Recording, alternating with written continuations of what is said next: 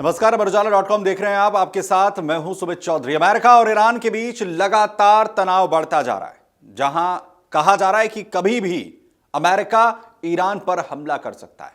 वहीं Donald Trump बार बार Iran को चेतावनी दे रहे हैं कि अगर उसने अमेरिकी शर्तें नहीं मानी तो बड़ी कार्रवाई तय है।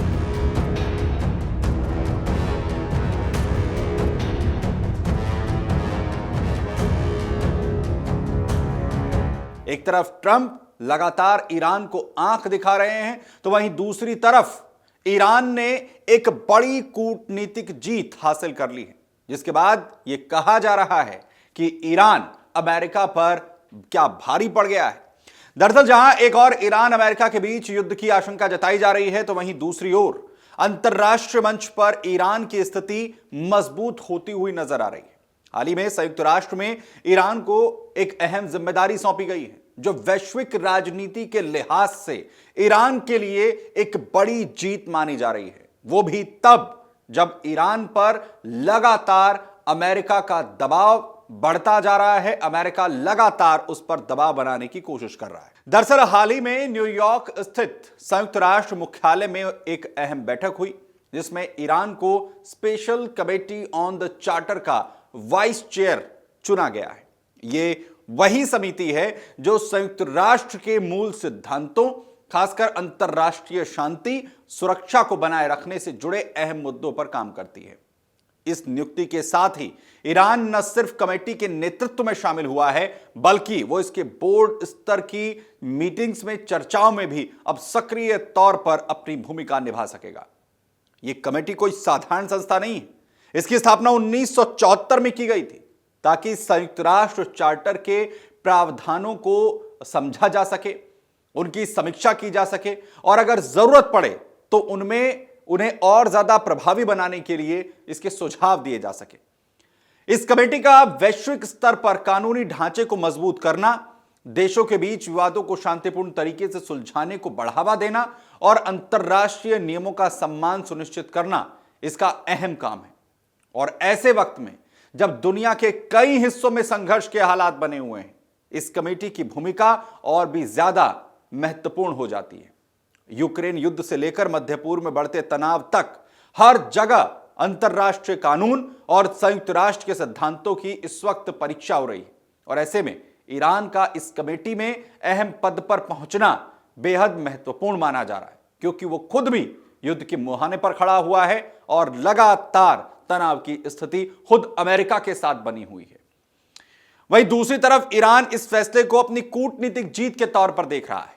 ईरान का कहना है कि मौजूदा वैश्विक परिस्थितियों में जब कुछ शक्तिशाली देश एक तरफा फैसले लेकर अंतरराष्ट्रीय नियमों को चुनौती दे रहे हैं, तब ऐसी कमेटियों की भूमिका और ज्यादा बढ़ जाती है।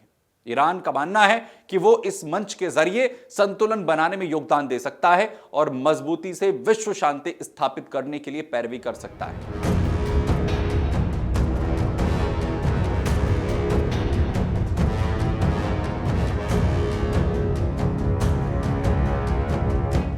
वहीं ईरान की नियुक्ति को लेकर विरोध भी देखने को मिल रहा है। खासतौर पर इजरायल और अमेरिका ने इस फैसले पर कड़ी आपत्ति जताई है। इसमें तर्क दिया जा रहा है कि जिस पर खुद कई तरह के आरोप लग रहे हों, जिस देश पर लगातार सवाल उठ रहे हों, उसे अंतरराष्ट्रीय नियमों की रक्षा करने वाली संस्था में नेतृत्व की भूमिका देना ठीक नहीं है, जो लगातार बताता है कि कैसे इजरायल और अमेरिका को इस वक्त तिलमिलाहट ईरान के इस कमेटी में शामिल होने के बाद नजर आ रही है। वहीं संयुक्त राष्ट्र में इजरायल के प्रतिनिधि डैनी डैनन ने इस फैसले की आलोचना करते हुए यह तक कह दिया कि यह तो नैतिक रूप से गलत है। इजरायल के मुताबिक जो देश खुद संयुक्त राष्ट्र के सिद्धांतों का पालन नहीं करता, वो उन्हें लागू करने वाली भूमिका में कैसे बैठ सकता है। वहीं अमेरिका ने इसे लेकर चिंता जाहिर कर दी और कहा कि यह पूरी तरह से एक विवादित निर्णय है।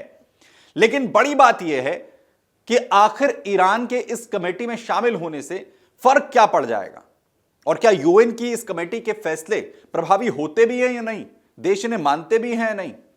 दरअसल special committee on the charter आमतौर पर सर्वसम्मति यानी कि कंसेंसस के साथ काम करती है। इसका मतलब यह है कि किसी भी बड़े फैसले के लिए सभी जो सदस्य देश हैं उनकी सहमति जरूरी है।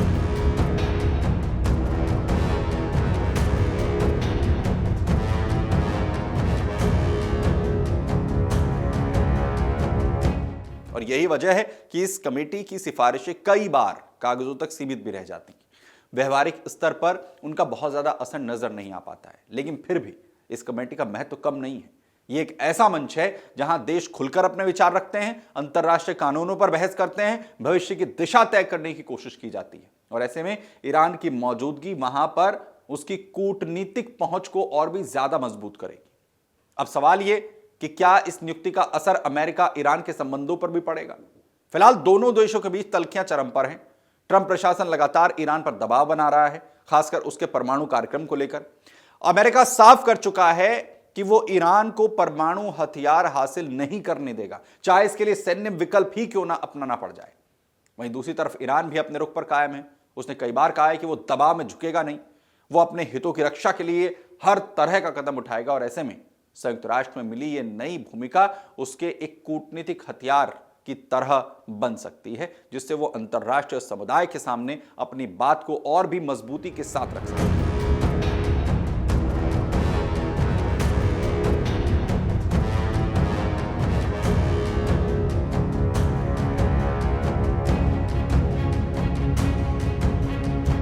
ज़ाहिर मिडिल ईस्ट में पहले ही हालात बहुत ज्यादा चिंताजनक हैं। एक तरफ इजराइल, सऊदी अरब, अमेरिका और ईरान के बीच लगातार जो शक्ति संतुलन है वो टकराव वाला बना हुआ है। ऐसे में संयुक्त राष्ट्र जैसे मंच पर होने वाली हर छोटी बड़ी हलचल का असर इन तमाम देशों पर पड़ने वाला माना जा रहा है। वहीं एक्सपर्ट्स का यह भी कहना है कि यह नियुक्ति ईरान के लिहाज से इसलिए भी जरूरी है, महत्वपूर्ण है, क्योंकि इससे ईरान सीधा मैसेज दे सकता है कि अंतर्राष्ट्रीय व्यवस्था में अभी भी वो बहुत ज्यादा महत्वपूर्ण है। और इससे ईरान को यह भी संदेश देने का मौका मिला है कि वो अंतर्राष्ट्रीय व्यवस्था का हिस्सा है और उसे पूरी तरह से अलग थलग नहीं किया जा सकता है। वहीं अमेरिका और उसके सहयोगी देशों के लिए एक कूटनीतिक चुनौती भी ईरान इस पद के साथ बन सकता है। लेकिन पूरी दुनिया सिर्फ इस बात पर अपनी टकटकी निगाहें लगाकर बैठी है